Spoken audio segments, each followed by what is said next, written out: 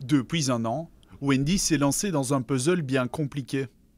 Des transactions, des rapports d'activité de banques et de sociétés russes gravitant autour de deux noms, Donald Trump et Vladimir Poutine.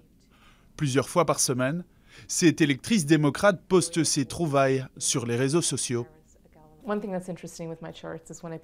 Quand je publie mes graphiques, les gens disent « Oh, regardez tous ces criminels !» Mais il n'y a rien d'illégal. Je montre des transactions commerciales qui sont tout à fait légales dans mon tableau, mais qui valent la peine d'être examinées.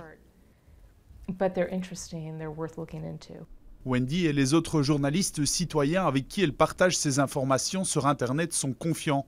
L'enquête officielle sur la possible ingérence russe forcera le président à quitter la Maison-Blanche. Les investigations ont déjà débouché sur l'inculpation de deux anciens conseillers du président. Depuis le début, Donald Trump, lui, dément toute collusion. C'est un canular démocrate pour justifier la défaite de l'élection. Le milliardaire écologiste Tom Steyer n'a pas attendu la fin de l'enquête. Il a lancé une campagne pour destituer Donald Trump et va dépenser 30 millions de dollars pour aider les démocrates à reprendre la Chambre des représentants, indispensable pour entamer la procédure. J'ai compté. Donald Trump a commis au moins 8 infractions punissables.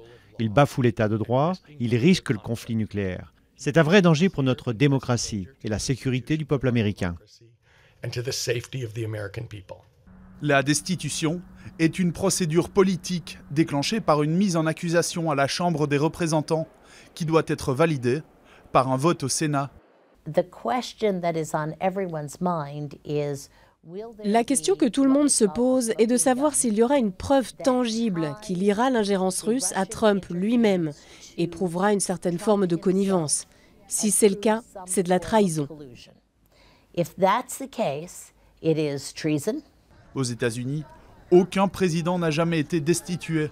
2 ont été mis en accusation avant d'être acquittés. Le dernier, c'était Bill Clinton en 1999.